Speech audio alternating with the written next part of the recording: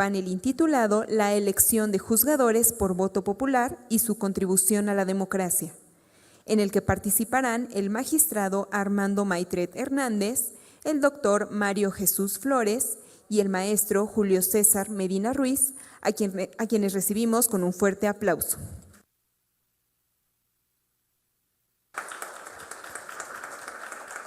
Asimismo, damos la bienvenida a la doctora Claudia González Jiménez, investigadora de tiempo completo de esta escuela judicial, quien fungirá como moderadora de este panel y a quien recibimos también con un fuerte aplauso.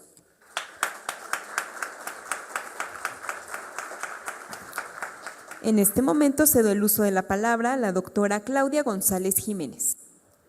Muchas gracias, bienvenidos y bienvenidas también a aquellos que nos siguen en línea, les agradecemos la presencia. Y una vez más, yo no quiero quitarles tiempo porque vale la pena escucharles en sus disertaciones. Una vez más, el Poder Judicial y la Escuela Judicial abordan temáticas torales frente a esta nueva dinámica que estamos enfrentando derivado de la reforma judicial, y mucho nos enriquece escuchar experiencias pragmáticas y experiencias de otras latitudes.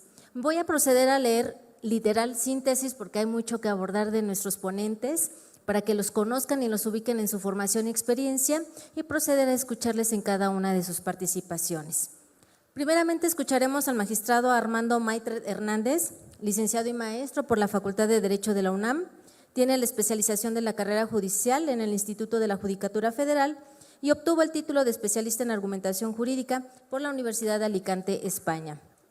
Ha sido ponente en múltiples eventos nacionales e internacionales relacionados con la organización de las elecciones, de los sistemas de justicia electoral, control de la constitucionalidad y de la convencionalidad, jurisprudencia y protección de derechos humanos.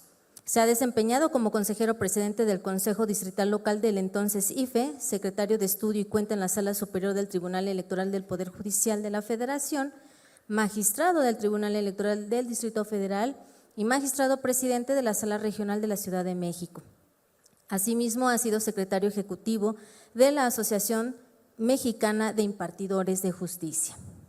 Continuamos con la reseña curricular del doctor Mario Flores. Él nos acompaña de Texas, es abogado y mediador en litigios, planificación patrimonial, bienes raíces e inmigración, es experto en negociación, liderazgo comunitario y en oratoria.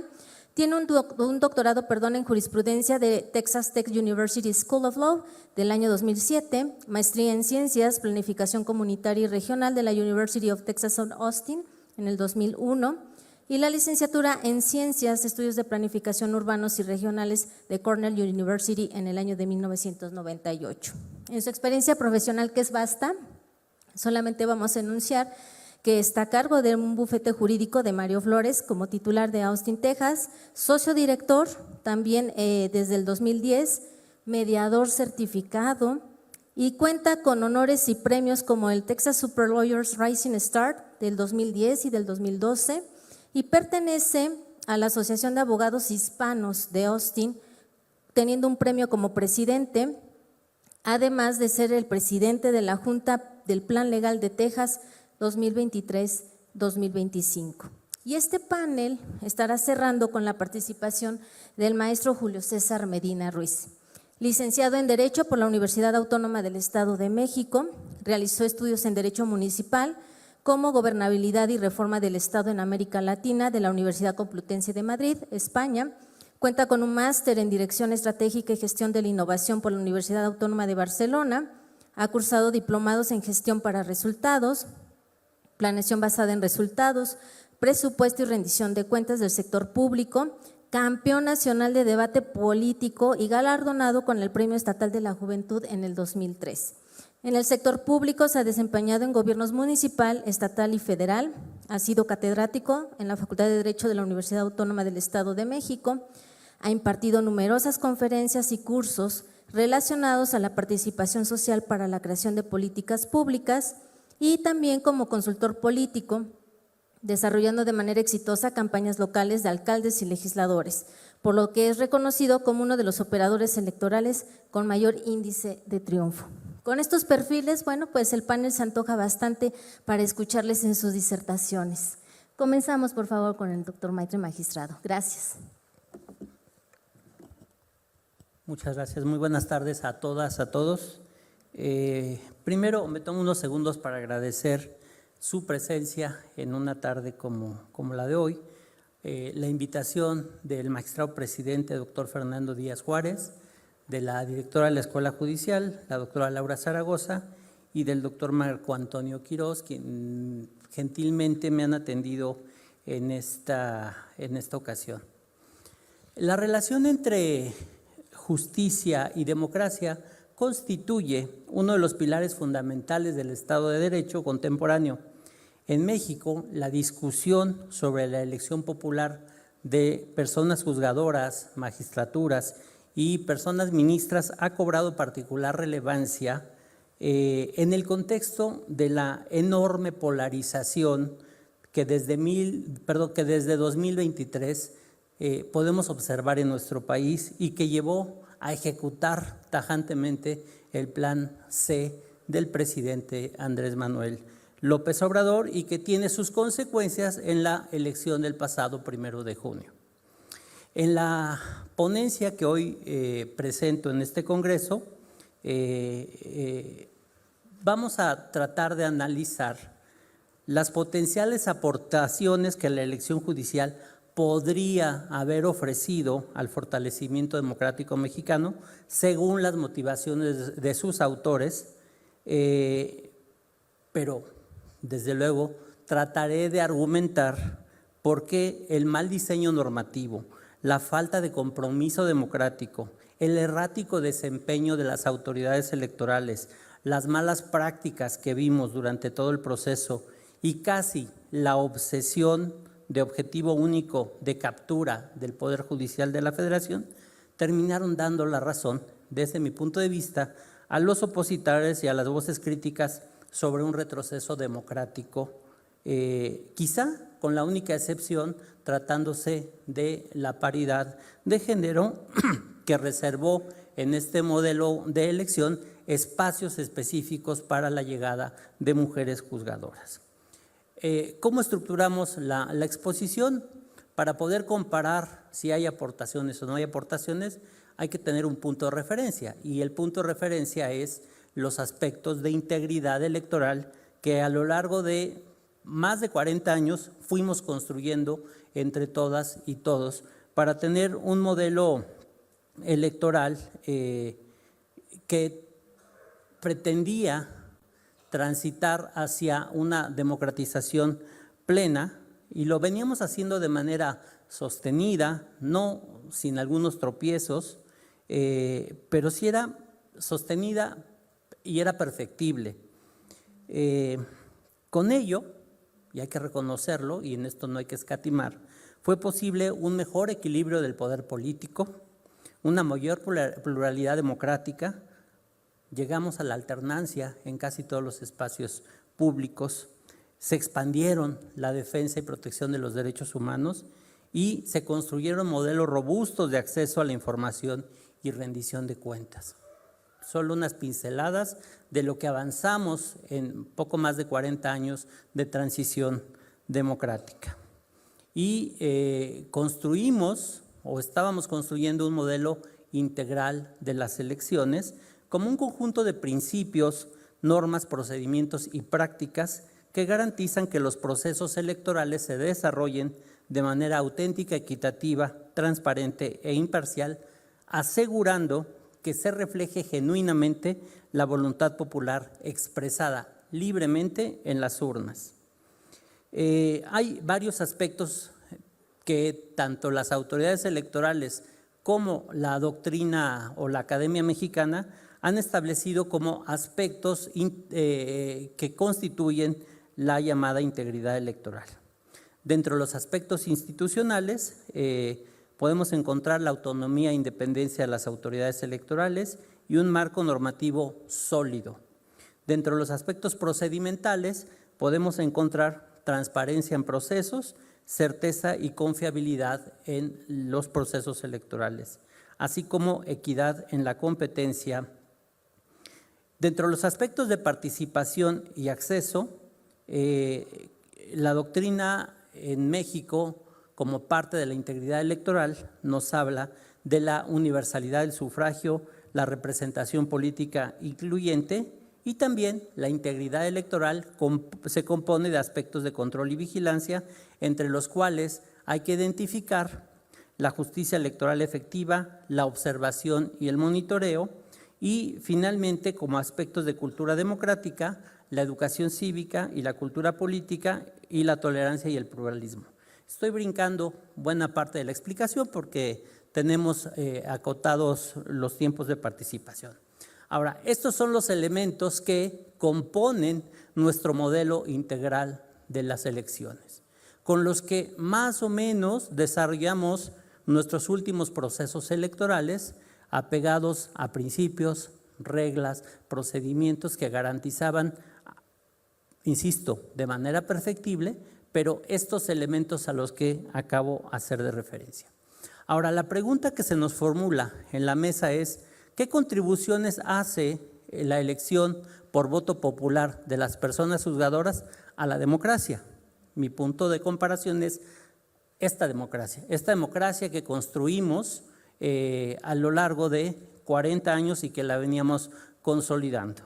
Y entonces emerge la necesidad de elegir al tercer poder en nuestro país, al Poder Judicial o a los poderes judiciales, porque los poderes judiciales estatales no tenían mucha vela en el entierro, las tensiones eran entre el Ejecutivo Federal y el Poder Judicial de la Federación, pero hay una decisión política que estima debe llevar a la elección popular a todos como un mecanismo, como una estrategia de democratización, y donde a través de este mecanismo, se dice por los autores de la reforma, íbamos a acabar con los problemas del Poder Judicial.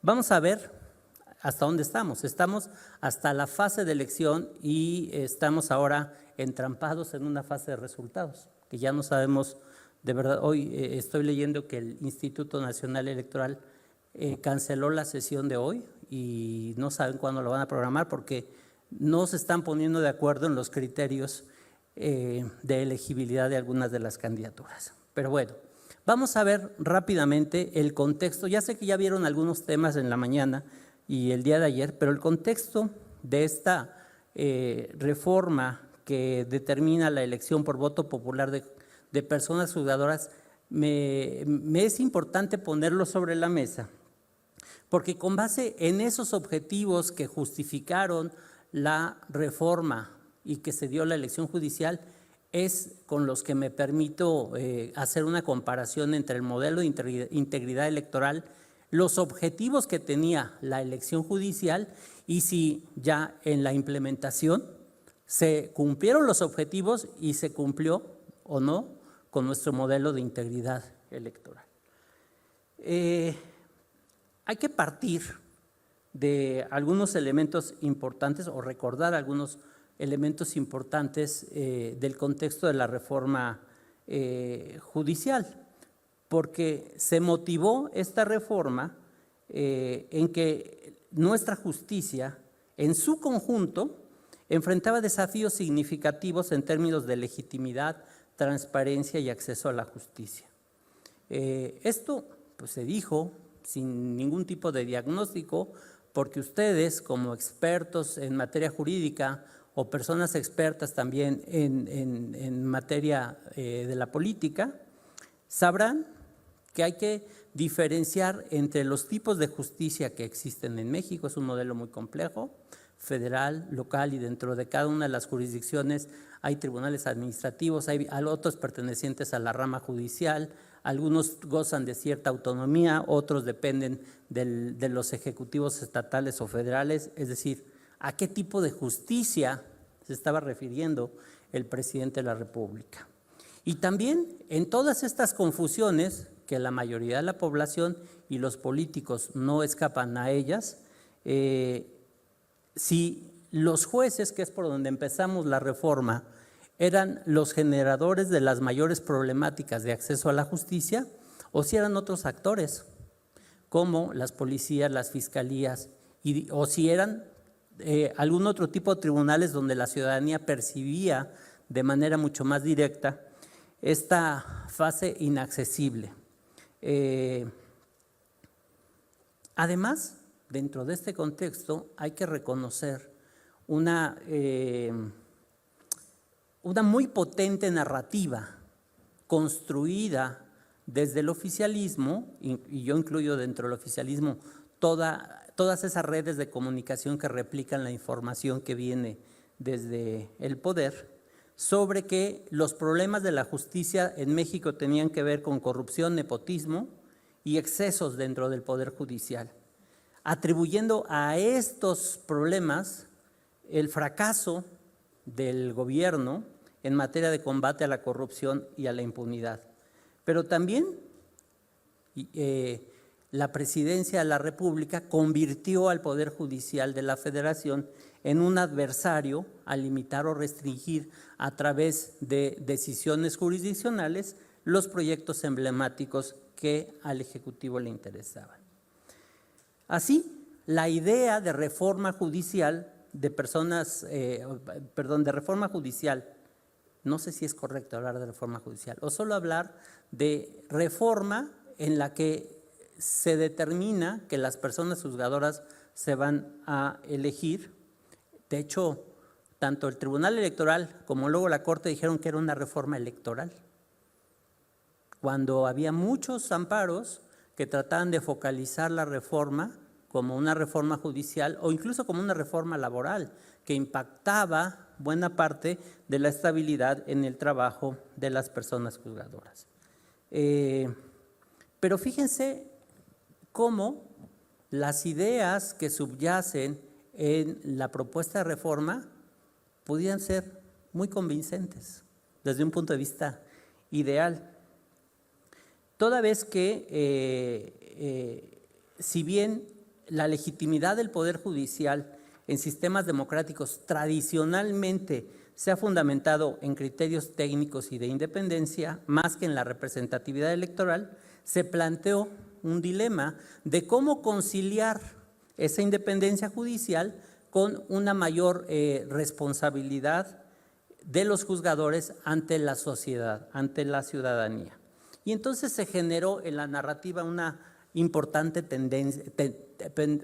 tensión entre estos dos valores y había que resolverlo de alguna manera. Y la forma en que el poder político decidió resolverlo es llamar a las urnas para que se eligiera a las personas juzgadoras. Esto con la idea de que se democratizara el acceso a la justicia, se diversificara el perfil de las personas juzgadoras, se generaran relaciones de mucha proximidad entre las personas juzgadoras con las comunidades, se fortaleciera el sistema de rendición de cuentas, hubiera transparencia en los procesos de selección y esto provocara mayor legitimidad y confianza institucional. Se dijo y se sostiene que el mandato popular directo les da legitimidad democrática a los jueces, esto permite mayor aceptación social de sus decisiones y fortalece el Estado de Derecho a través de mayor confianza ciudadana. Y además, esto era una de las motivaciones, involucraría a la ciudadanía en la participación política, particularmente en la conformación del Poder Judicial de la Federación. Pero para lograr esto, desde luego, en un mundo ideal, era necesario contar con factores críticos de éxito, como un diseño electoral apropiado, es decir, sistemas que equilibren representatividad y competencia técnica, regulación del financiamiento, capacitación y educación y mecanismos de evaluación. Y veremos más adelante cómo ninguno de estos factores críticos de éxito se tomaron en consideración o se ejecutaron de manera adecuada. Algunas consideraciones que pongo sobre la mesa y para la discusión que debieran haber considerado en el diseño mexicano y que no se hicieron. Por ejemplo, los requisitos de elegibilidad.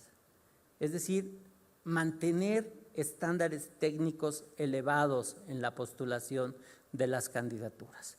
Se cree que esto no es democrático, pero por supuesto la función de los jueces tiene que ser especializada y con experiencia por el tipo de trabajo o de responsabilidad social que se tiene. Ustedes saben, y no es broma, los requisitos que se solicitaron para poder inscribirse fueron, fueron, la verdad, de risa. Y hoy están entrampados en el Consejo General del Instituto Nacional Electoral, 7.9 o 7.8 sube a 8 para poder cumplir el requisito. De verdad no es broma. Y el argumento metodológico que utiliza la presidencia del Instituto Nacional Electoral es que es una práctica generalizada en la academia que estos decimales suben. De verdad, creo que es una negociación que se da entre profesores y alumnos, unos más buena ondita que otros, pero el requisito constitucional está. Y en términos de números, un 7.9 nunca será un 8. Punto. Pero bueno, ese tipo de requisitos, no los vamos a recapitular, pero o las 5 cartas de recomendación que se pedían para poder irse a inscribir. Tampoco se establecieron compatibilidades muy claras para la postulación y es por eso que se nos colaron abogados defensores de la delincuencia organizada, políticos activos, etcétera. Y tampoco pudimos construir, no sé si por lo apresurado de la ejecución del proceso electoral, mecanismos de verificación de antecedentes de las candidaturas. No tenemos una base de datos. Lo que podíamos saber de las candidaturas era lo que las propias candidaturas enviaron al Instituto Nacional Electoral o a los organismos organizadores de las elecciones, como lo que quería que apareciera de su trayectoria. Pero no había una forma de corroborar toda esa información. Tampoco, y esto ya no solo se definió con claridad los ámbitos, más bien sí se definió con claridad los ámbitos electorales, pero cuando trataron de aterrizarlo en un proceso electoral, la geografía electoral no coincidía y se inventaron algo que denominaron distritos judiciales. Y entonces creo que hoy vamos a tener un problema muy serio al momento de asignar los cargos, porque tenemos personas que ejercen la jurisdicción en una determinada entidad federativa que en un distrito judicial obtuvieron más votos que la persona que obtuvo el primer lugar en el distrito judicial contiguo 1, 2 o 3. Entonces, la Constitución es muy clara de cómo se elegían a las personas juzgadoras y el ámbito geográfico territorial lo debía establecer el órgano de administración judicial. El INE se sobrepuso a estas atribuciones y creó una geografía diferenciada que complicó muchísimo el proceso electoral. Tampoco se hizo una regulación adecuada de las campañas.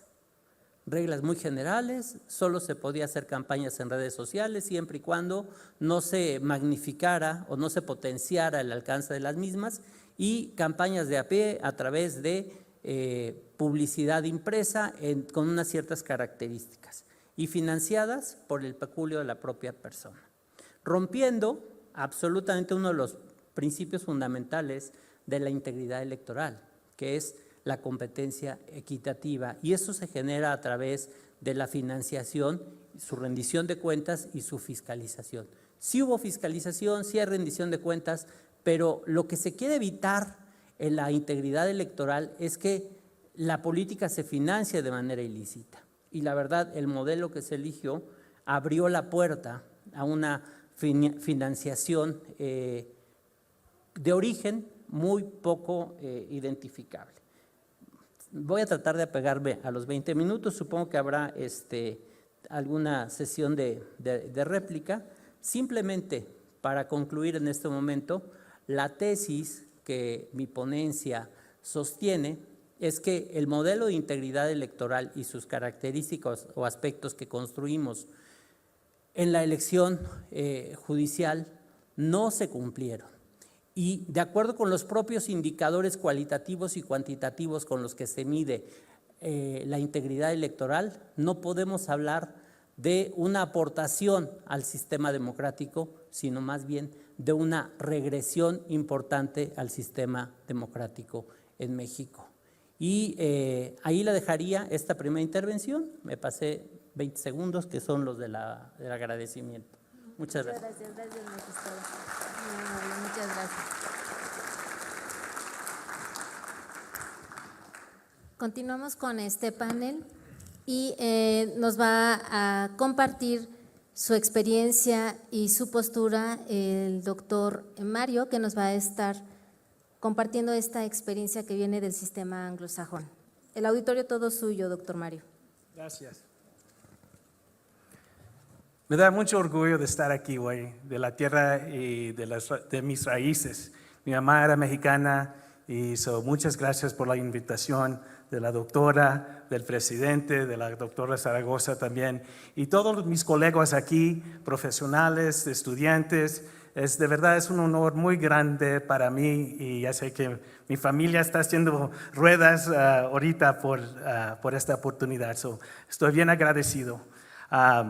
Y también le quiero decir, para cubrir mi español, soy tejano, por favor, no sean tan criticones como esa es nuestra cultura con mi español, porque voy a intentar mi mejor, pero hablo con mi corazón a ustedes. Gracias.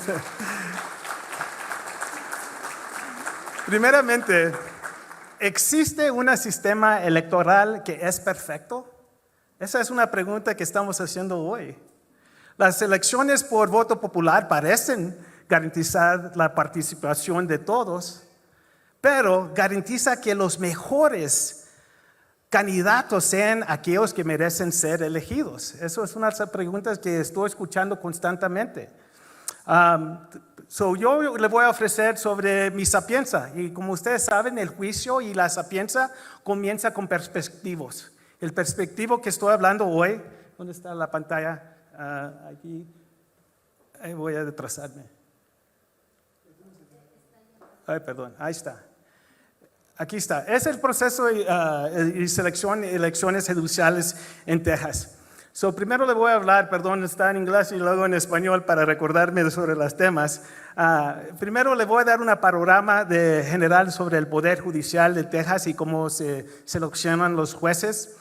Creo que es importante de entender estos sistemas, porque muchos de estos sistemas son paralelos de cómo están aquí en México, pero también es como están en otros países. Aquí específicamente voy a hablar sobre la selección de los jueces del Estado, de los tribunales, de las cortes estatales y no federales. Eso es un proceso completamente diferente. Sí le puedo hablar, ese proceso es más igual como el proceso mexicano, donde apuntan los jueces, pero yo le voy a hablar sobre el voto popular y cómo seleccionan los jueces así. En Texas hay dos cortes supremas, nomás para que entiendan dónde sirven todos los jueces. Hay la Corte Suprema y la Corte de Apelación Penales. Y obviamente la Corte Suprema va a enterarse sobre las cuestiones civiles, sobre las cuestiones regulares, y obvio la Corte de Apelación Penales va a ser sobre las cuestiones de la Constitución y si los derechos de una persona se han quebrado cuando entra en el proceso criminal. Esas son las dos cortes más grandes y también seleccionan los jueces por el proceso de elecciones. Después de eso hay la Corte de Apelación, que es la corte abajo de eso, y luego donde yo tengo la más experiencia y le voy a hablar sobre hoy es la Corte Tribunal de los Estados, y luego a cabo hay más cortes ahí, los magistrados de las ciudades, de los municipios y las cortes del condado, que son las cortes de paz.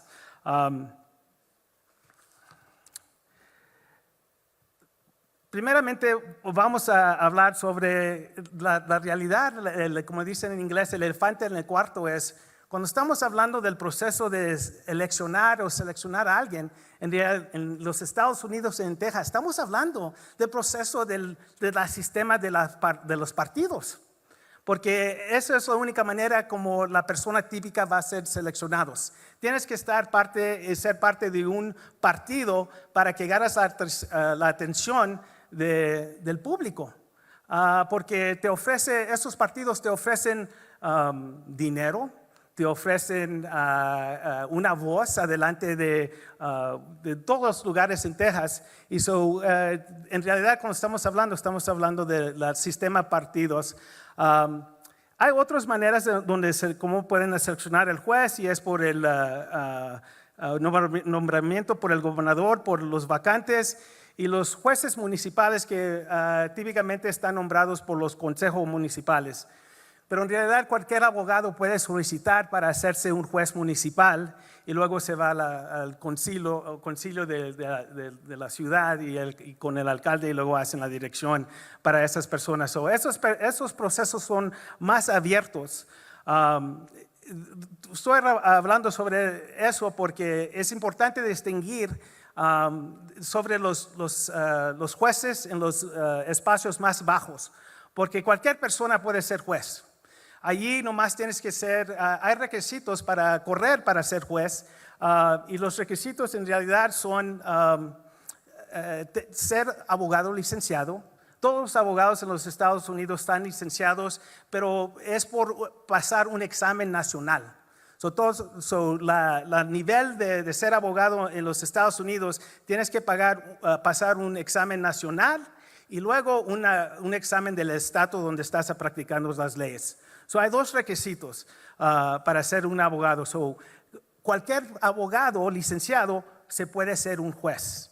Y allí es un poco diferente porque no tenemos escuelas judiciales allá. Ya cuando te seleccionan el juez, entonces te mandan a la escuela judicial por nomás 80 horas, que son 2 semanas. Y allí debes de aprender todas las leyes. Pero en realidad ya has aprendido, para llegar a ese punto, ya has aprendido todas las leyes por los exámenes que hemos tomado. También hay varios tipos de seleccionar los jueces, que es por las primarias generales, porque el sistema del partido, cualquier persona puede correr. A lo mejor hay 5 personas que están interesados en correr para ser juez estatal.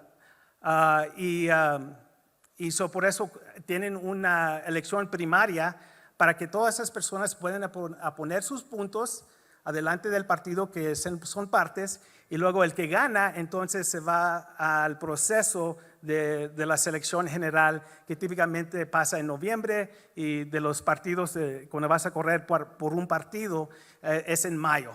Eso nomás es para que saben que sí está disponible para todos, cualquier persona, porque yo soy democrática, hay muchos que son democráticas, pero es un proceso donde tengo que correr contra mis compañeros para ver si yo soy el mejor para seleccionar durante ese proceso. El problema con esto es que este proceso es muy caro, es un proceso que es muy difícil para la persona común. Una campaña para correr para ser un juez en el nivel del condado es como $2 millones. $2 millones de pesos. $2 millones de pesos nomás para correr. Me confundí. Hice la cambio en mi cabeza, pero perdón. Pero es mucho, porque la persona que va a correr a cabo está trabajando en su propio despacho. Y es un trabajo completamente donde se dedica a correr para ser juez. Ya no estás corriendo tu negocio, tu negocio se va para abajo, y al mismo tiempo tienes que ahorrar $100,000 para hacer nomás el corte de condado, el más bajo. Y si quieres ser un juez, el corte del estado, que son los jueces típicos, eso cuesta como $6 millones. Y eso es un gasto que, que tienes que ahorrar ese dinero por el público, y hay limitaciones en nuestras campañas donde pueden contribuir, pero también hay intereses especiales donde pueden conseguir más dinero cuando se van alrededor de las reglas. Y por eso es bien importante ser parte de un partido donde te van a dar una voz para tratar de conseguir más dinero. ¿Cómo suena eso? ¿Suena un proceso agradable para la gente que deben de ser jueces, pero no tienen el dinero para ser jueces? Esas son cosas que son problemáticas en nuestro sistema que tenemos. Nomás para continuar de explicarle, tenemos el gobernador puede apuntar jueces. A lo mejor se retira un juez en el estado, el gobierno apunta el juez durante el tiempo, pero cuando se termina ese tiempo tienen que correr para ser jueces de nuevo, para mantener esa posición. La procesa cuando apuntan una persona, de verdad, porque es por el gobierno que está conectado con un partido, ¿creen ustedes que ese proceso es agradable? Obviamente va a ser un proceso que va a pertenecer y va a favorar el partido que está en el poder en ese tiempo. Eso es un problema que tenemos nosotros cuando miramos cuando apuntan los jueces. Porque en muchos sistemas, cualquier sistema que existe, ese proceso hay chance que hay corrupción, hay chance que los mejores candidatos no están seleccionados. Eso es un problema por el proceso que yo tengo cuando apunta el gobierno un juez, porque la persona más calificada típicamente no es la persona que debe servir, pero es la persona que va a servir por los deseos del gobierno que está impuesto. Otra vez hablé yo brinco muchas veces en mis presentaciones porque hay mucha información y reconozco esta información, pero los requisitos para ser un juez, otra vez, es estar licenciado de un estado y tener un mínimo de 5 años de experiencia.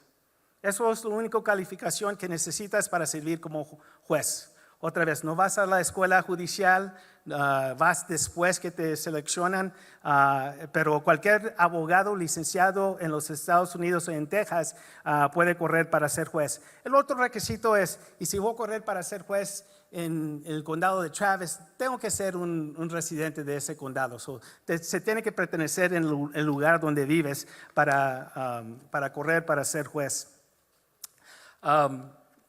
Ya hablamos un poco sobre esto.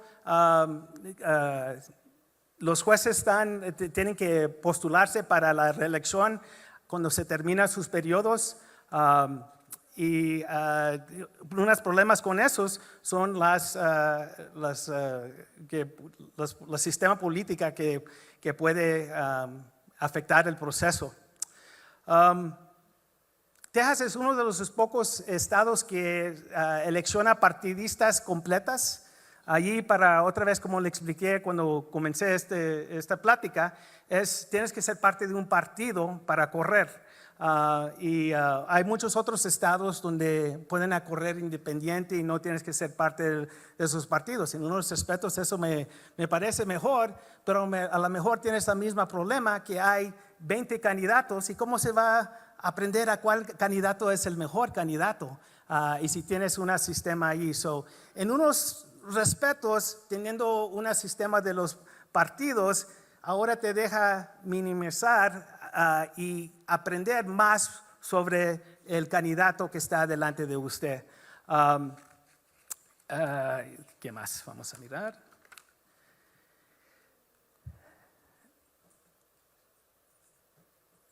La cosa más importante de entender aquí es el proceso de seleccionar un juez.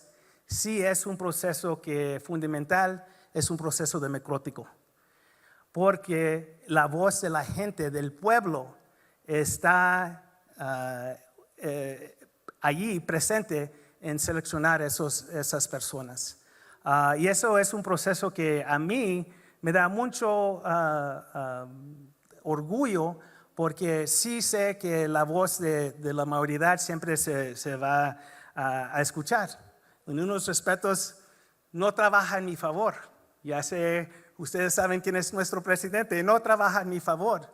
Pero en esa situación, a cabo, la voz de la gente ganó. Y eso es lo que es más importante, que la voz de la gente se refleja en las decisiones de las personas que van a seleccionar. Le quiero dejar con unas preguntas también, porque ha aprendido muchos perspectivas aquí hoy que ha escuchado y los últimos 2 días, y admiro muchos de esos puntos que nunca ha pensado antes. Y tienen un panel, todos los paneles han sido un reto buenísimo y académicos, y ofrecen el perspectivo de un académico y las mejores mentes de todo el mundo en realidad. Pero también, ¿dónde está la voz de mi paisano que está afuera? Right? Eso es el problema aquí, cuando estamos aquí hablando sobre estas cosas. ¿Dónde está la voz del paisano? Y eso es algo que nunca se nos debe de olvidar cuando estamos seleccionando nuestros jueces. Cuidado con cualquier sistema que van a utilizar, porque los intereses especiales te porcean, porque en nuestro sistema los intereses especiales le porcean para ayudar a una persona, pero después hay una deuda que se tiene que pagar. Y eso es una parte de cuando digo cualquier sistema es perfecto, no sé, porque hay esos problemas en cualquier miras. Y la última pregunta es, cuando estamos seleccionando nuestros jueces, debemos de pensar sobre un sistema que va a asegurar que el mejor candidato, el mejor voz, el mejor perspectivo se selecciona durante el proceso. Mi problema con los, voy a hablar pronto sobre los jueces federales. Mi problema es, yo he visitado con muchos jueces federales que están apuntados por el gobierno, por el Congreso. Pero cuando yo me siento y como y tomo una taza de café con ellos no saben nada de mis problemas. No saben la experiencia que tiene un abogado a nivel aquí abajo. No sabe la experiencia de una persona que está sufriendo y trabajando 100 horas por semana para apoyar a su familia. Nomás entiende que hay muchas cuestiones que se tienen que enfocar cuando estamos hablando sobre todos estos temas. Y otra vez, gracias por la oportunidad y buena suerte adelante con todos sus procesos. Un aplauso al doctor Mario Flores. Gracias por esta experiencia pragmática de lo que sucede en Texas. Y para concluir las participaciones de este panel intitulado La elección de juzgadores por voto popular y su contribución a la democracia, cedemos el uso de la voz al maestro Julio César Medina Ruiz. Muchas gracias. Muy buenas tardes a todos. Gracias a la Escuela Judicial por la invitación. Hoy veo con mucho gusto excompañeros de facultad, veo exalumnos, excompañeros de trabajo.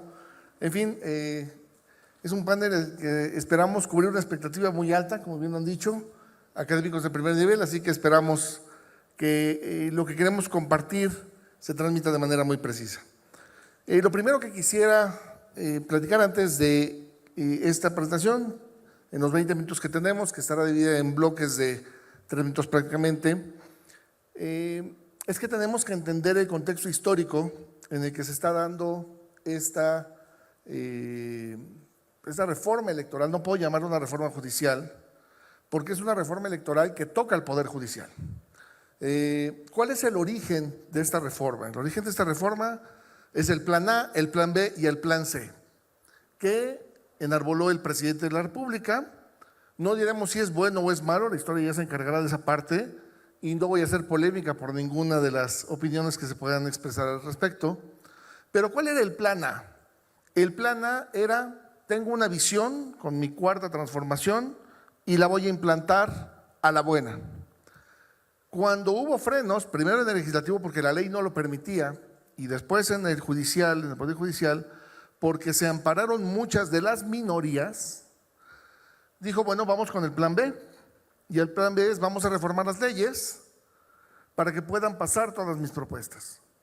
Cuando se encontraron con que se reformaron las leyes, pero había un freno amparando en el Poder Judicial, se dijo, vamos con el plan C, y el plan C es, vamos a destruir el Poder Judicial como lo conocemos, para que podamos hacer valer algo que, ojo, ese es el gran problema que vamos a tener, algo que se va a llamar el bien superior del pueblo, con lo que eso signifique.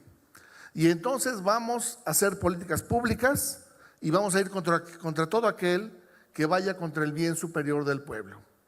Vale la pena decir que durante estos últimos años hemos vivido procesos electorales que han tenido más bien características de consultas y más bien una característica hacia la legitimación, y así tuvimos si eran enjuiciados o no los expresidentes, si se les quitaba o no la pensión a los expresidentes, si se cancelaba o no un aeropuerto, y así llegamos entonces a esta reforma judicial. Vamos a hacer una presentación, les decía, muy breve, es muy gráfica, y voy a comenzar con 5 máximas que creo que son fundamentales para poder entender los temas electorales. Número 1, la democracia no se puede reducir a prácticas electorales. Esto es, la democracia no es solamente ir a votar o no.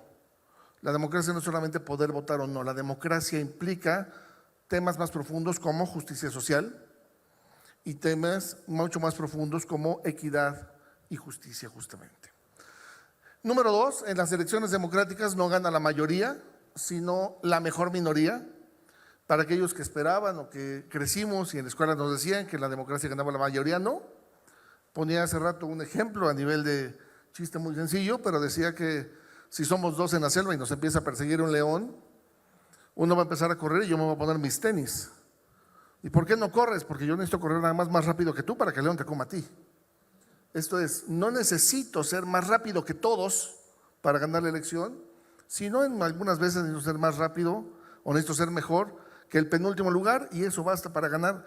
Vale la pena decirlo, hay varios que ganaron esta elección no por ser los mejores, sino porque hubo otros peores que ellos. Número 3, la reforma judicial es necesaria para alcanzar un mejor sistema de justicia. Esto es, creo que no podemos negar que hay una reforma judicial necesaria en el país, pero no una reforma judicial necesaria solamente desde el punto de vista de cómo elegimos a los jueces, sino también para ver cómo hacemos más accesible la justicia, también para ver cómo mejoramos las condiciones laborales de nuestros juzgadores, cómo mejoramos los recursos económicos, financieros, humanos, cómo acercamos la justicia donde se requiere. Esa es la reforma judicial en la que muchos estaríamos pensando. 4ª máxima fundamental, la república se constituye por la periódica renovación de los integrantes de los poderes que lo conforman. Esto es, somos una república y en muchas ocasiones no sabemos por qué somos una república, pues simplemente porque renovamos periódicamente a nuestras autoridades. Eso nos hace una república. ¿Qué tipo de república somos? Somos una república democrática, representativa y federal. Y democrática no es justamente porque todo se vaya a elecciones. Lo vamos a explicar un poco más adelante. Y 5ª máxima para poder iniciar y ponernos de acuerdo en un primer contexto de base, la democracia tiene varias formas, por lo que no se puede decir que únicamente democracia directa es democracia. ¿Qué otros tipos de democracia hay? La democracia participativa, la democracia representativa, que también la tenemos y también es válida, por lo que no podemos decir que solo el voto popular puede considerarse democracia. Ahora bien, ¿qué es la democracia? Y partiendo de ahí, porque hoy me toca justamente en este panel la elección de juzgadores y su contribución a la democracia. La democracia es una forma de gobierno que radica en el pueblo o a través de los representantes elegidos y busca la libre participación de los ciudadanos. Pero esta democracia lo que busca entonces es que esta libre participación de los ciudadanos ponga mismos niveles de desarrollo entre todos para poder justamente tener una sociedad más equitativa. Es lo que busca la democracia. Cuando entramos ya en materias un poco más penosas, repetir la falsa idea de que toda la acción de gobierno requiere ser democrática como una forma de ganar adeptos, me recordó una frase de Fuentes Aguirre que decía que la demagogia es a la democracia lo mismo que la prostitución es al amor. Esto es, si pensamos que tenemos que preguntarle al pueblo cuál es la mejor obra que vamos a hacer, para eso contratamos gobernantes. Si le preguntamos al pueblo cada que hay que ejercer un presupuesto, ¿cuál es la mejor manera de ejercer el presupuesto? Para eso contratamos gobernantes. Si para eso contratamos gobernantes, para que ejerzan el poder público, los recursos públicos, por el bien público, significa que alguien no está haciendo su tarea y justamente es a quien contratamos como gobernantes. Para quienes se mueven dentro del sistema electoral, y voy a explicarles un poquito más adelante, nosotros nos desarrollamos justamente como despacho electoral. No hemos ganado todas, debo decir que hasta hoy de 45 campañas que hemos tenido, hemos ganado 44, pero nuestro margen es bastante bueno.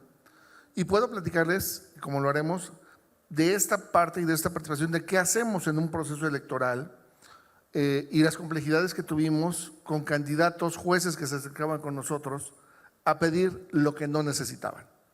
Pero para quienes se desenvuelven dentro del sistema electoral, entendido como normas, instituciones y procedimientos para desarrollar un proceso electoral que permita participar, postularse, obtener el voto y acceder al cargo, hay una serie de principios que deben seguirse, enaltecerse y perseguirse para manifestar que esa es parte de la democracia. Esto es, hay una serie de principios electorales que deben seguirse.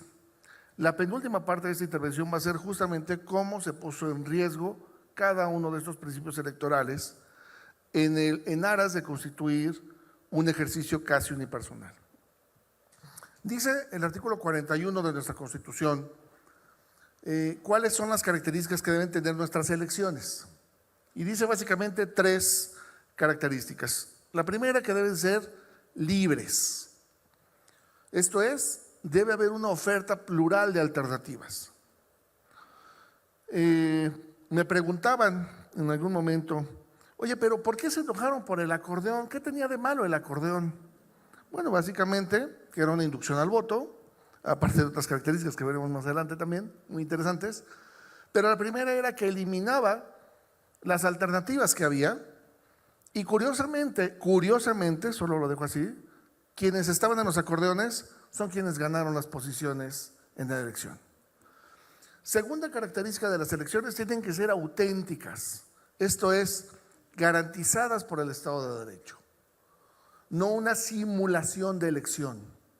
Es más, ¿con qué se puede equiparar más numéricamente nuestra elección? Con las últimas consultas populares. Esta fue una elección simulada completamente, lo veremos también numéricamente, cómo el diseño de la elección estuvo hecho para que la gente no saliera a votar.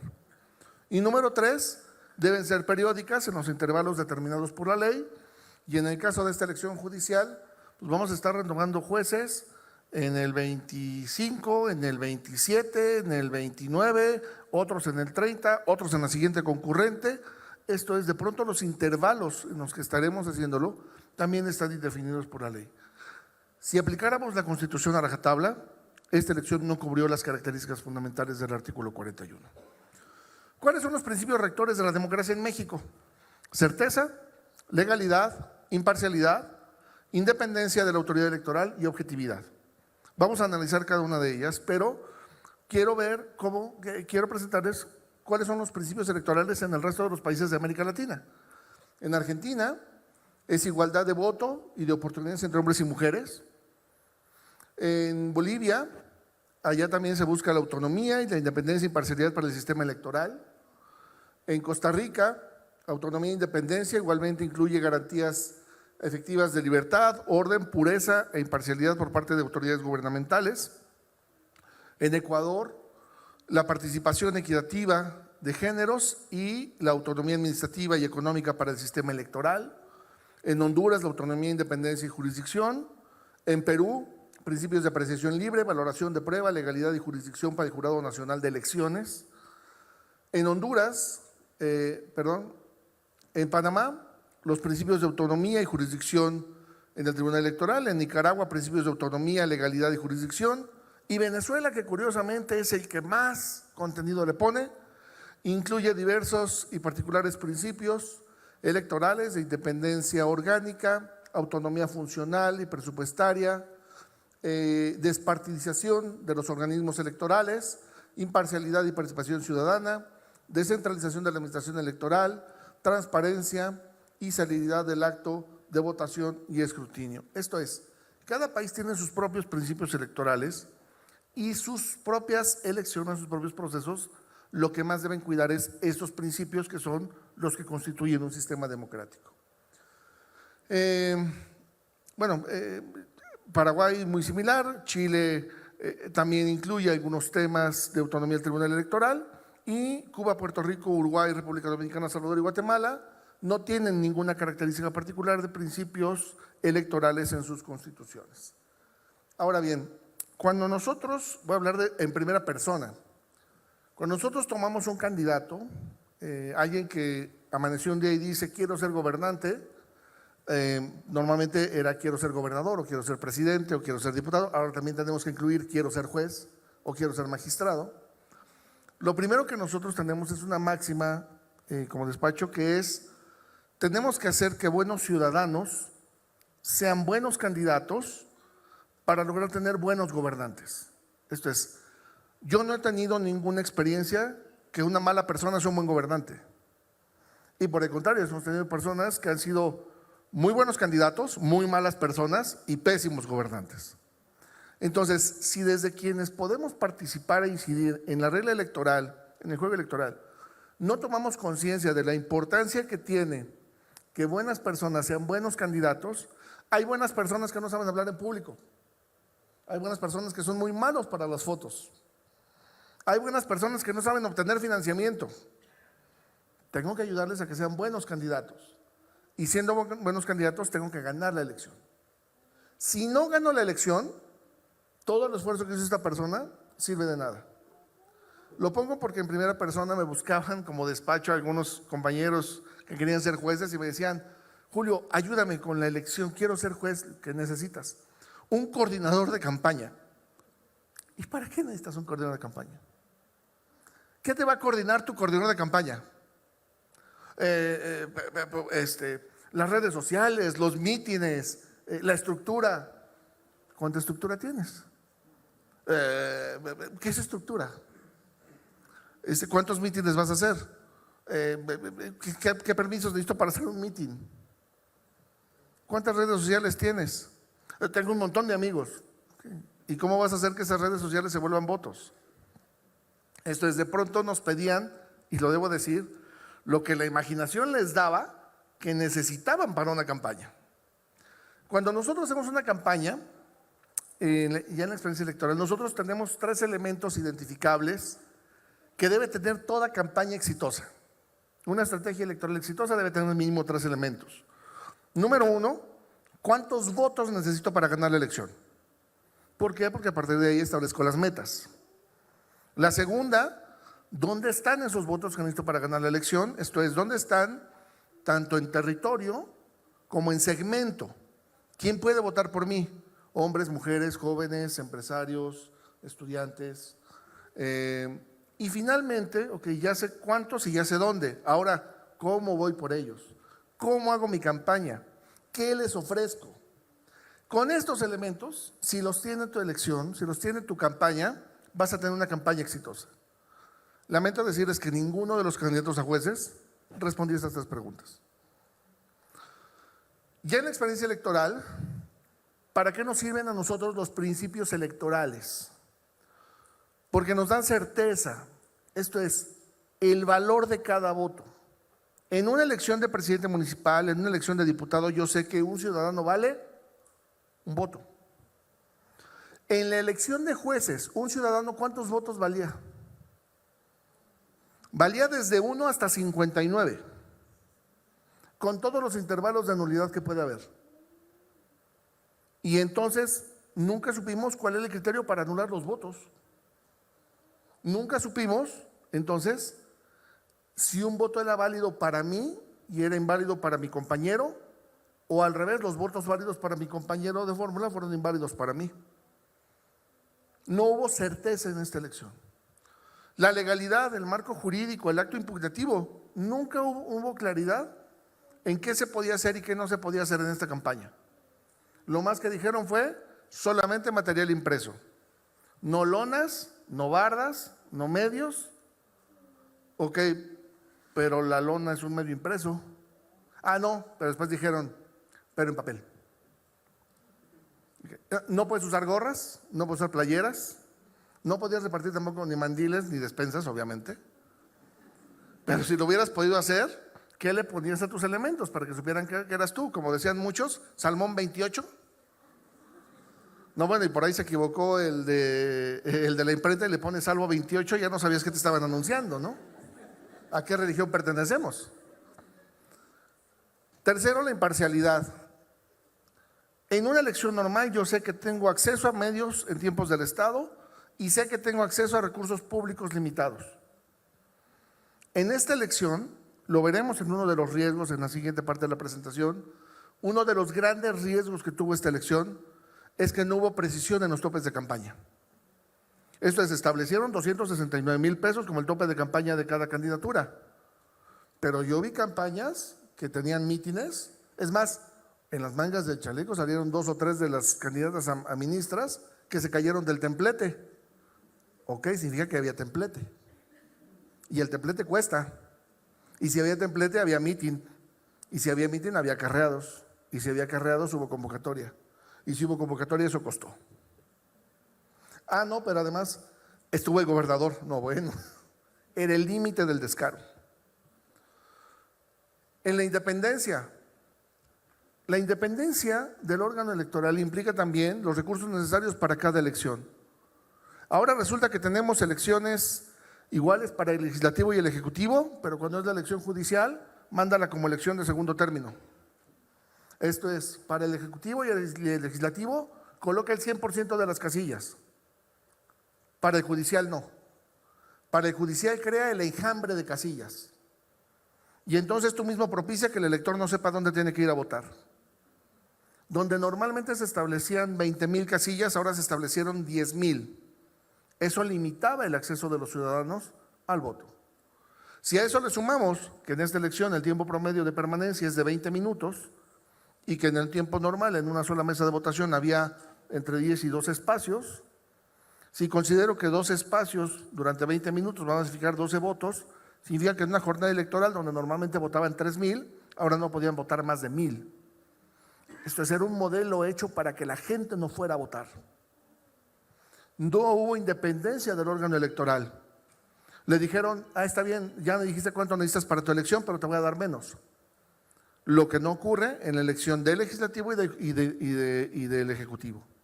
¿Por qué la elección del judicial quitarle esta autonomía al órgano electoral?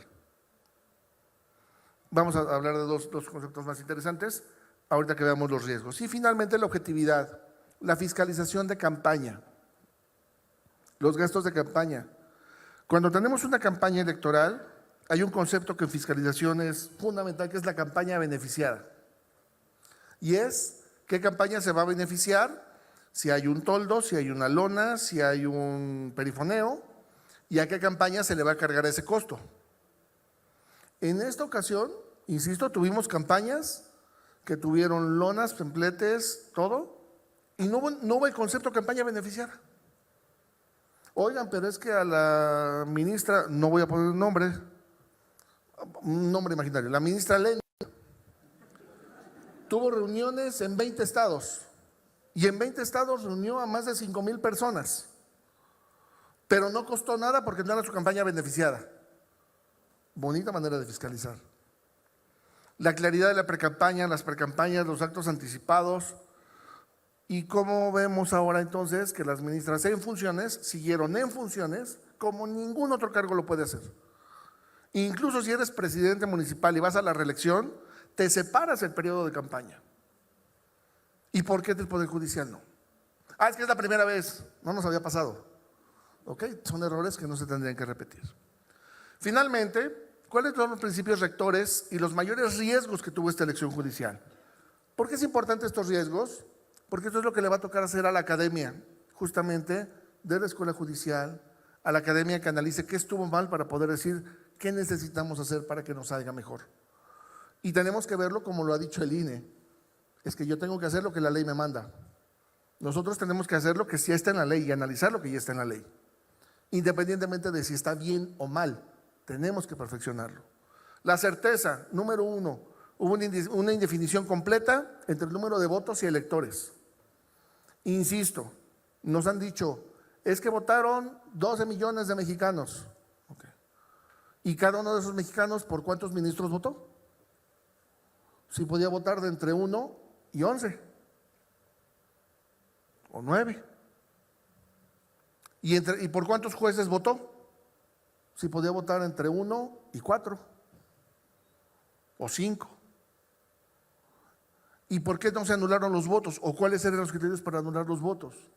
Para que sepas si te hicieron trampa y tienes que impugnar. En el caso del Estado de México es paradigmático, porque además solitos le hicieron así para las elecciones de adeveras. El municipio de Tecámac tuvo una participación del 55%. Ya me los imagino llenando boletas.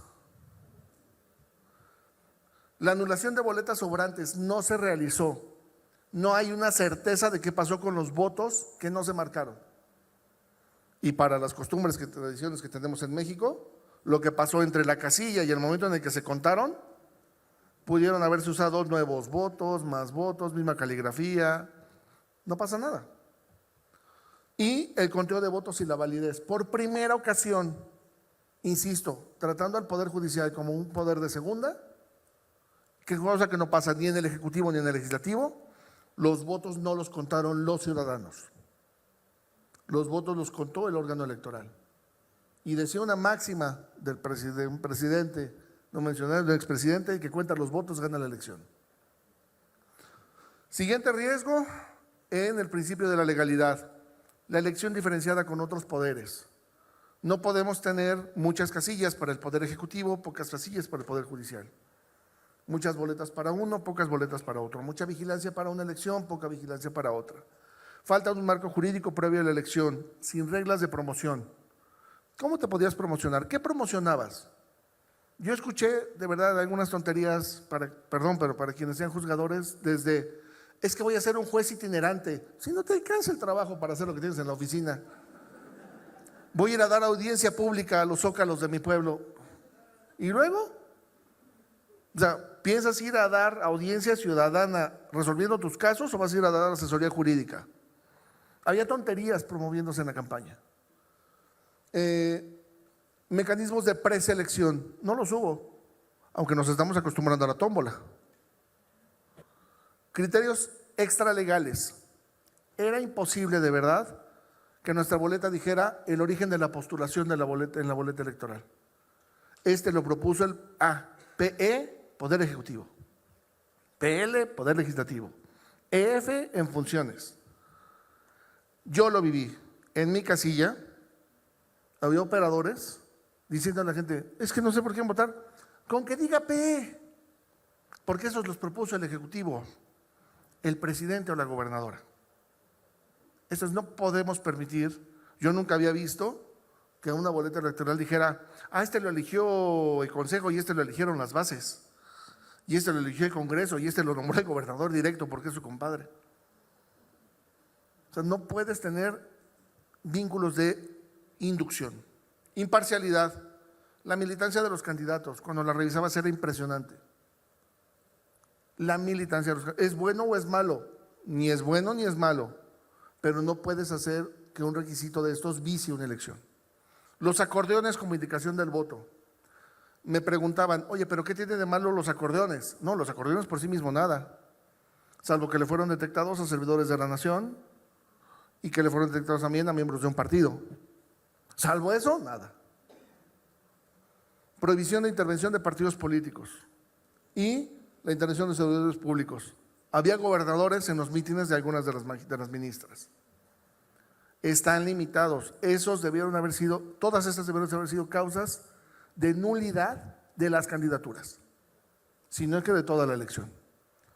Finalmente, con la objetividad, los topes de campaña, insisto, 269,000 pesos, ni los boletos de avión para ir a 20 estados, tú y tu equipo de trabajo.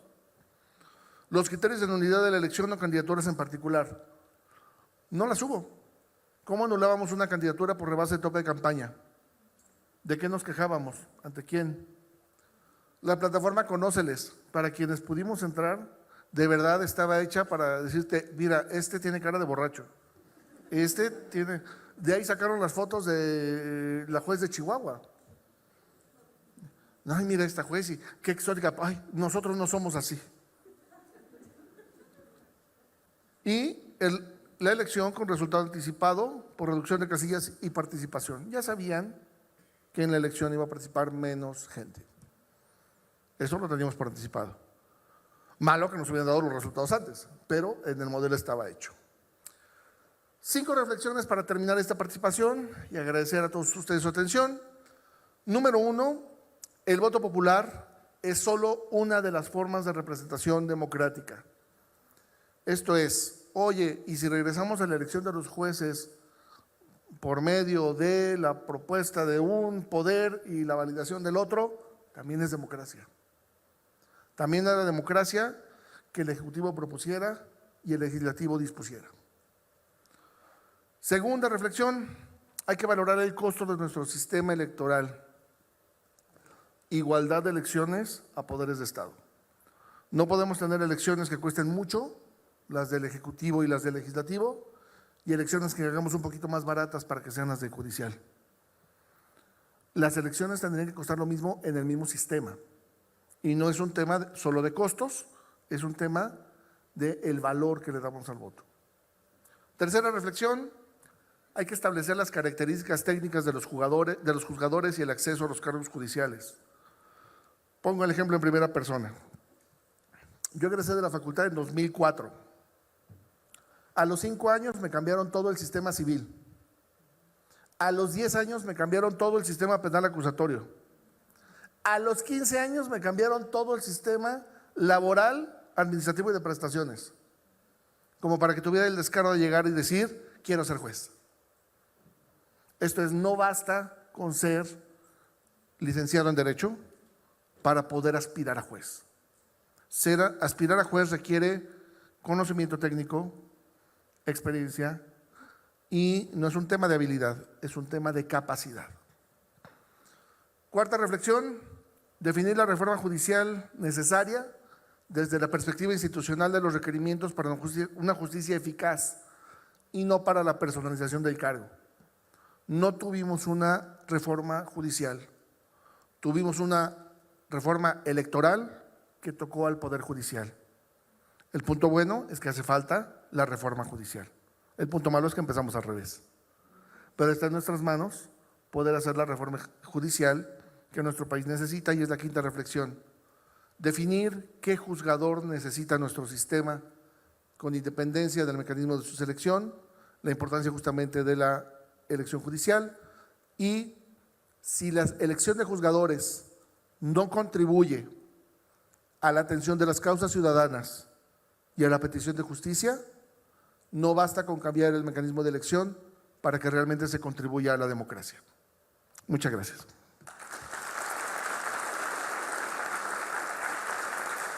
Agradecemos la disertación a cargo del maestro Medina Ruiz. Y bueno, para ir concluyendo la dinámica de este panel bastante interesante, quisiera hacer un pequeño recorrido de todas las aportaciones que nos hicieron nuestros expertos. El planteamiento de esta mesa, de este panel es ¿qué nos contribuye a la democracia este nuevo sistema de la reforma judicial? Nuestros 3 disertantes, nuestros 3 participantes, si así me lo permiten, de una manera de una conclusión, vemos más retos, vemos más preguntas, más dudas que las respuestas que quisiéramos. Como lo han abordado a lo largo de este congreso, aquellos que nos siguen de manera presencial y también en línea, se han percatado que todas las experiencias nos arrojan el ir señalando dónde hay más sesgos, dónde hay más necesidad, dónde hay que tener nuevos conceptos. No es tanto una situación de actitud, sino realmente que no tenemos estos marcos de actuación y el andamiaje necesario para hacerle un frente de manera efectiva. Pero bueno, ya es una realidad y quisiera yo rescatar e ir redondeando algunas aportaciones. El magistrado Maitret nos habla en su participación que efectivamente esta reforma fue motivada más por cuestiones de desafíos y de cuestiones políticas, y él nos hace un recorrido de cómo se fue consolidando y trabajando una democracia hace 40 años, y nos estamos enfrentando a una especie de retroceso, de regresión, donde se apuntala una reforma judicial, como bien lo dice usted, sin un diagnóstico. Entonces, bueno, desde ahí nos enfrentamos a un primer obstáculo. En cuanto a la participación del doctor Mario Flores, que nos acompaña de Texas, y le agradecemos la pronunciación y también los ejemplos, muchas gracias, y qué bueno que se siente cómodo estando por acá en la Escuela Judicial. Él nos comparte las estructuras y cómo está funcionando este proceso de elección en Texas, que tanta duda nos causa el sistema anglosajón en este tema, y nos dice de manera constante cómo garantizar y tener los mejores perfiles para estos cargos. Vean cómo el sistema anglosajón, ya llevando una experiencia muy adelantada versus a la mexicana, se siguen planteando la misma interrogante frente a esta nueva modalidad para nosotros, ¿no?, de la elección de los jueces. Bien nos comentaba que allá, la diferencia que tenemos hoy en día en México es que si hay un patrocinio y una cercanía política, es decir, si no tiene un patrocinio político, entonces no es visibilizado para la población, no va a tener votos. Entonces podrá ser el más apto, el más capaz y con la mejor vocación, pero sí necesita este acercamiento a un partido político. En México todavía de manera formal, abierta, no existe ese acompañamiento, ¿no? Una de las diferencias. Y también nos decía el doctor Mario que este tipo de sistemas de democracia donde se eligen a los juzgadores nos da más cuestiones acerca de la independencia y de la responsabilidad de las personas que quedan al frente, que yo creo que los tres panelistas también coinciden en esa interrogante. Cerramos con el maestro Julio César Medina Ruiz, que inicia con esta pregunta detonante: el bien superior del pueblo, la nueva justificación para entender esta nueva forma, ¿no?, de actuar y de estar al frente de la impartición de justicia. Nos compartió 5 máximas, todas ellas muy interesantes. Yo quisiera abocarme a la de la tercera, que nos decía que sí es necesaria la reforma judicial, sí era necesaria, pero conceptualizarla como un sistema, no aterrizándola solamente a la figura de los ministros, magistrados y jueces, sino de toda la estructura que también ya lo han planteado en el Congreso con antelación. Somos un sistema, necesitamos ir de la mano con las figuras del Ministerio Público, que hacen las fiscalías, los defensores públicos, pero bueno, en este momento nos toca ser las estrellas de la reforma judicial y bueno, pues empezaron con la figura de los juzgadores. Finalmente, el maestro Medina Ruiz, que nos dio mucha información, también nos comenta que hay que establecer, que yo también creo que es una prioridad para el ejercicio que se aproxima en el 2027, después ya de esta jornada, cuáles son las características de los juzgadores y qué hacer todos los sistemas judiciales, tanto locales como el federal, para así garantizar el acceso de la justicia a la población. Yo también coincido con usted, yo creo que la reforma judicial sí era necesaria, pero era tocarla o arribarla desde ese aspecto y no de manera tan golpeada hacia la elección de los juzgadores. Y bueno, como bien lo redondea usted, aquí el reto significativo son para las escuelas judiciales, que tenemos nosotros que hacer y que estamos haciendo, porque ahorita ya estamos capacitándolos con estos nuevos perfiles, ¿no? Agradecemos mucho su experiencia, su disertación y bueno, afortunadamente tenemos tiempo para desahogar algunas inquietudes del público. Entonces, si gustan levantar la mano para poder externar estas inquietudes o preguntas hacia nuestros participantes. ¿Todo muy claro? Ok, gracias. Muy buenas tardes, soy Maurilio Martínez, para agradecerles sus conceptos y desde luego coincido con ustedes que hay que definir los perfiles de los servidores públicos y desde luego me queda muy claro que los que hemos sido litigantes sabemos cómo se están manejando, inclusive hasta la Corte, las situaciones, y sí quiero felicitarlos por sus conceptos. El perfil es muy importante. Bueno, soy Maurilio Martínez, he sido auditor en Gobernación, otras dependencias, soy economista y abogado, y en razón a ello tengo una pregunta. Decía nuestro amigo visitante de Texas que los jueces pagan, y entonces yo como auditor vería a quién le pagan, cuánto pagan, a dónde se destinan esos recursos, y luego también nuestro último ponente también habla de los principios, y en los principios se está incluyendo la asignación de recursos también, que desde luego también estoy de acuerdo que no se hizo una planeación, yo como economista así lo considero, una planeación con tiempo para que se pudieran asignar los recursos más suficientes y además necesarios. Muchas gracias. La pregunta sería, ¿a quién le pagan los jueces de Estados Unidos en Texas y cómo se controla ese pago?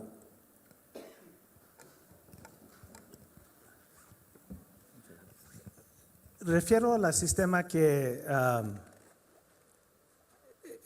la persona que está corriendo para ser juez tiene que desarrollar el dinero de su bolsa, tiene que desarrollar su dinero del público, del partidos, eso es lo que estaba refiriendo. A lo mejor no entendí la pregunta bien.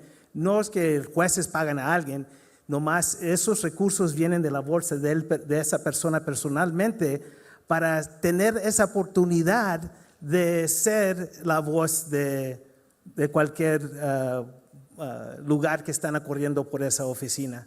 So, en ese respeto, sí, es un tremendo gasto que va a sufrir esa persona, ese candidato.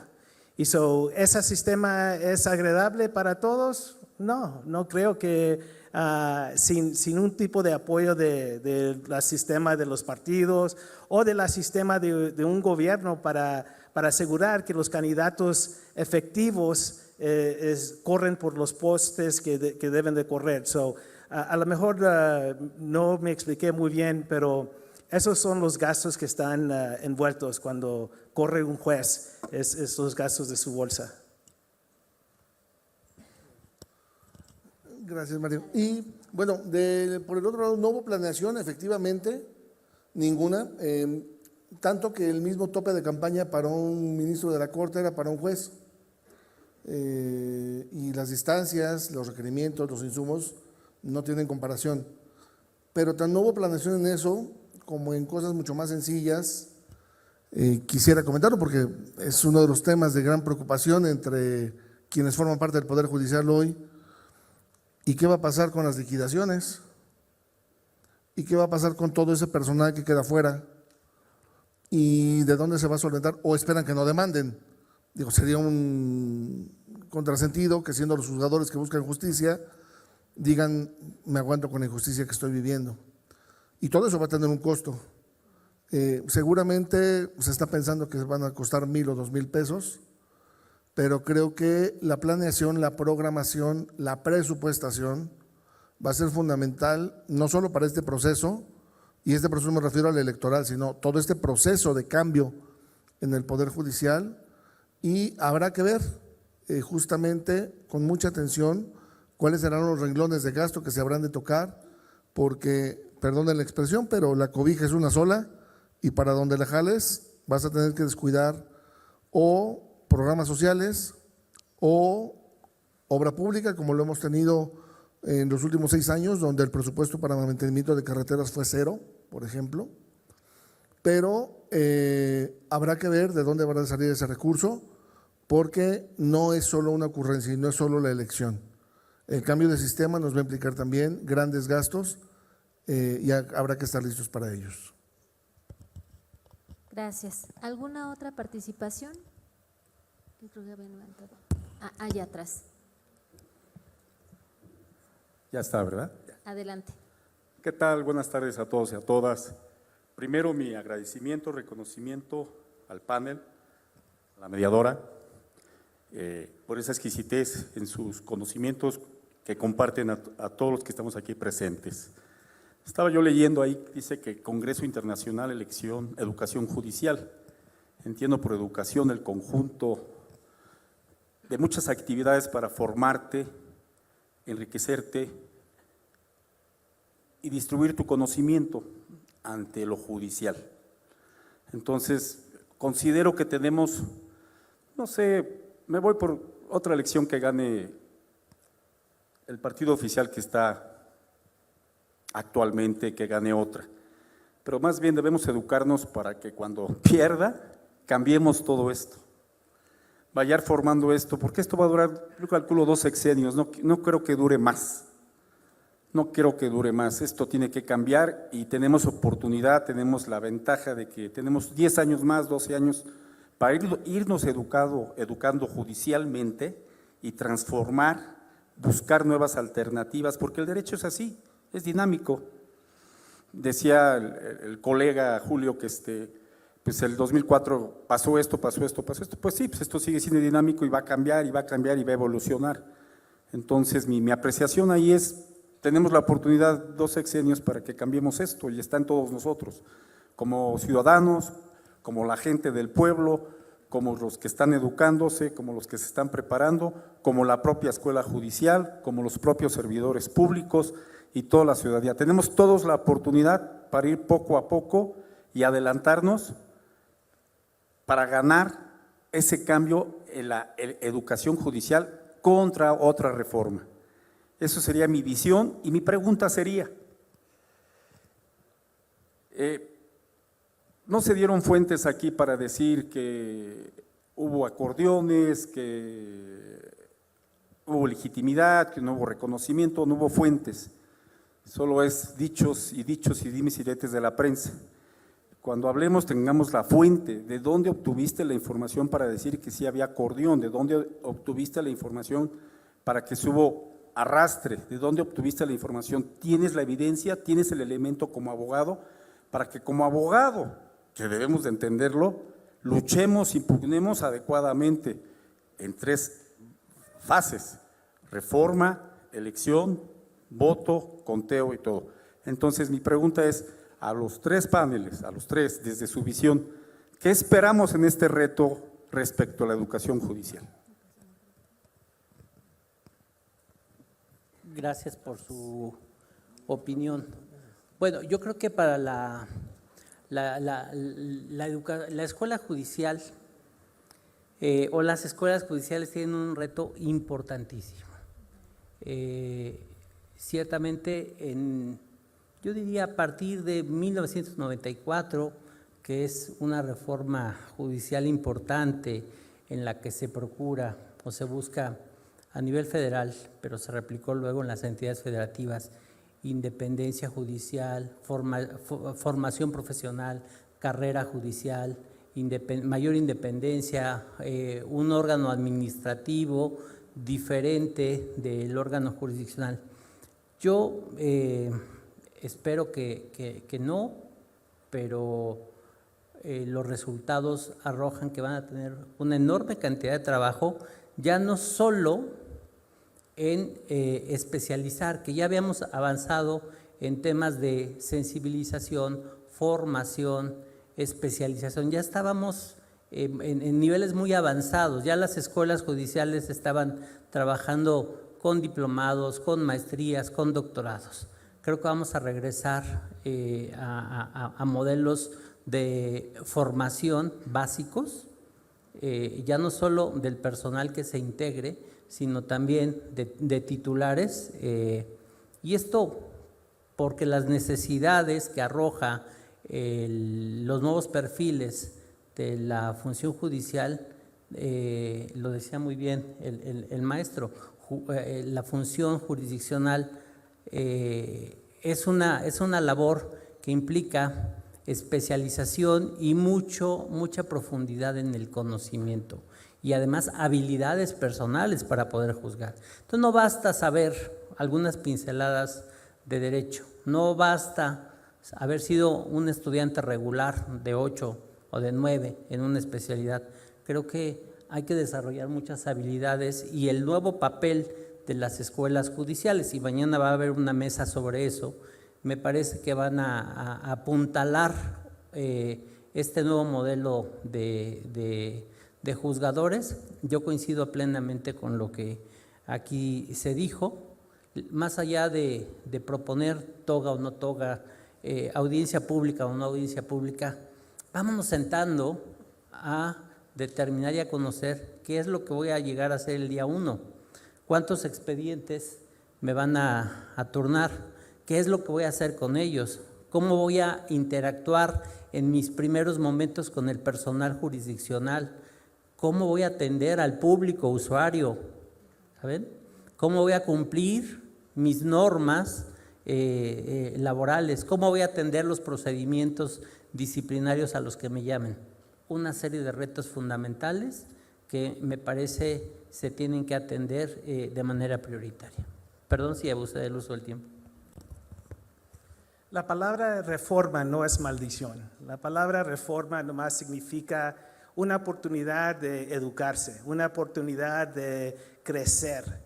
Y yo creo que sí es importante de tener estas discusiones en el futuro, porque se tiene que la democracia está creciendo siempre, debe de crecer siempre, se debe de evolucionar cada año. Yo espero que sí hay continuado discusiones de reforma, porque en realidad yo no le digo la palabra reforma, le digo la educación, el crecimiento y el mejoramiento del proceso judicial para asegurar los derechos que todos están contemplados. Gracias, Mario. Yo quisiera responder en 4 brevísimas partes. La primera de ellas, decías el tema de qué pruebas se dan. Yo te diría que si hubiéramos estado en la campaña, seguramente tendríamos modo, tiempo, lugar y persona de cada una de las cosas.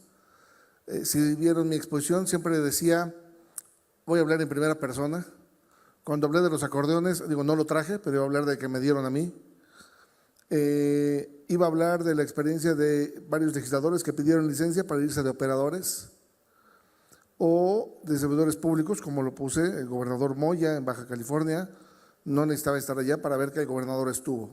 Esto es, la intervención de servidores públicos fue evidente, la creación de varios, los riesgos que corrieron los principios también fue evidente, algunos de ellos magnificados por la opinión pública, pero creo que ahí están, número 1. Número 2,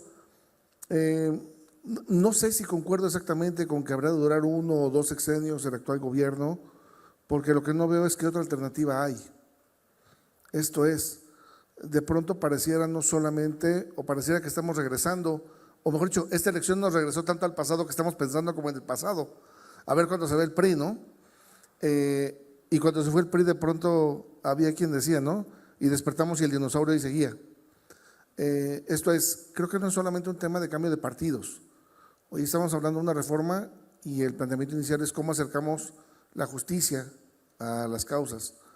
De esos puntos que dejaron fuera en esta reforma, irónicamente quieren que el juez más popular sea el que gane y le va a tocar resolver las cosas que no son de la mayoría. Le va a tocar defender los derechos de la minoría. Le va a tocar defender al servidor público contra el Estado y eso no lo va a hacer el juez más popular. Un tercero que yo te diría es la educación judicial no siempre va de la mano con la educación política. Creo que son términos diferentes, también es así. Tenemos casos muy cercanos de Almoloya del Río, lo recuerdo perfectamente, hace poco más de 25 años. Fue el primer municipio donde ganó el Círculo Blanco. Esto es, de las opciones que tuvo la gente para elegir, la gente dijo no me convence ninguno y votó por un candidato independiente. Esto es, creo que la gente sí sabe cómo votar, pero de pronto se creó un sistema tan confuso que no se sabía cómo votar para esta elección y la educación judicial creo que nos tiene que llevar no a redefinir el tema de lo político, sino justamente a saber cómo logramos esa justicia o cómo alcanzamos ese ideal de justicia. Y un último comentario solo por la reflexión. Fíjate que yo creo que antes de la elección de 2018, antes de que ganara el presidente López Obrador, por nuestros ciclos históricos, había un México prerrevolucionario. Entonces había un México harto de los excesos, harto de los abusos, harto de muchas cosas que dan pie a las reformas que tenemos hoy. Hartos de ver nepotismo, hartos de que se heredaran los cargos, hartos de que había muchos lujos, incluso cosas que muchos de nosotros hemos visto, hemos convivido con ellas, y el que hubiera una transición como si fuera un fenómeno de una olla de leche que está creciendo y si no le bajas al gas se va a desparramar y cuando se desparrame no puedes hacer ya nada. Creo que la transición nos ayudó a despresurizar. ¿Qué desventaja tenemos? El desgaste de este partido, de este gobierno, está siendo mucho más acelerado. Lo vimos en la elección de Durango, en Veracruz, lo vemos con las protestas con la gobernadora en Baja California. Creo que el desgaste de este gobierno va más rápido y puede despertar de pronto. Alguien le dijo el tigre, alguien le decía el México bronco, pero creo que puede despertar ese México que está ahí en pausa. Y las reformas, coincido, yo creo que no todas las reformas son malas, no todo lo que hace un gobierno es malo, y creo que al revés, algo que nos falta aprender en México es cómo construyo a partir de lo que dejó mi antecesor y cómo logro mejorar lo que hizo bien mi antecesor. Si lo entendemos y si lo mejoramos, creo que podemos construir más rápido el país que todos queremos. Un fuerte aplauso para concluir este panel. Muchas gracias. Y bueno, vamos a proceder entonces a la entrega de reconocimientos para nuestros panelistas. Agradecemos la brillante participación de quienes integraron este panel. A continuación, la doctora Claudia González Jiménez hace entrega de un merecido reconocimiento por su destacada participación al magistrado Armando Maitret Hernández.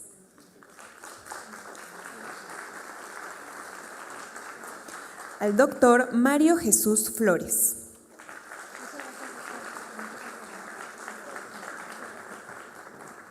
Y al maestro Julio César Medina Ruiz.